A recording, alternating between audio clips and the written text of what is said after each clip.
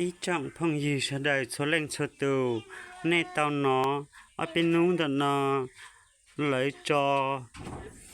đã năn nú nhớ trâu đợi Facebook nhớ thống lời xua lưu YouTube nên tao nó thế tâm lòng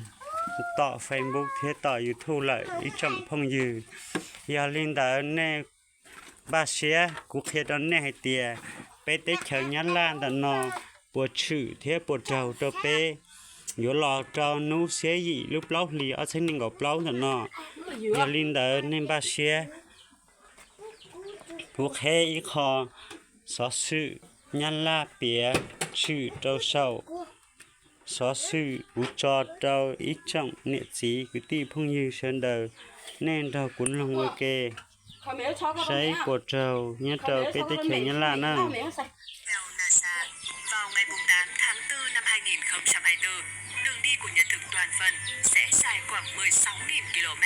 và rộng khoảng 185 km. Nó sẽ bắt đầu ở phía tây bắc Mexico, đi qua Hoa Kỳ và kết thúc ở Canada, bao gồm các tiểu bang và các tỉnh đang hiện trên màn hình. Đồng thời toàn bộ Bắc Mỹ sẽ chứng kiến Nhật thực một phần. Đây là bản đồ chi tiết đường đi của Nhật thực.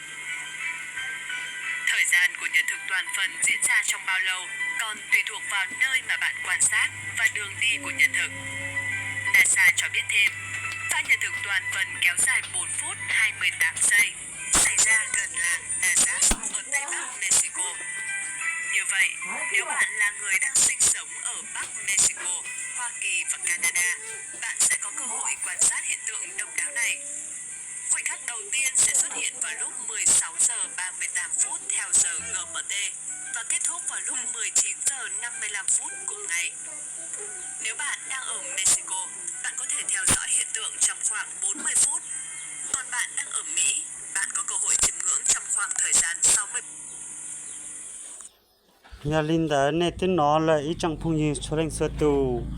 nên chia sẻ thêm ba sẻ hay tiền nữ chỉ lọt trâu tới chờ nhân la nó nè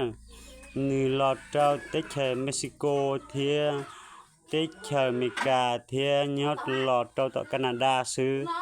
thâu co thì bé sát nó chọn tu lợi họ lấy sát tỏ can tu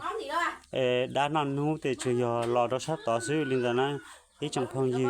anh ấy cho sẻ hay tiền chỉ lọt nhớ trâu bé tới chờ nó nè.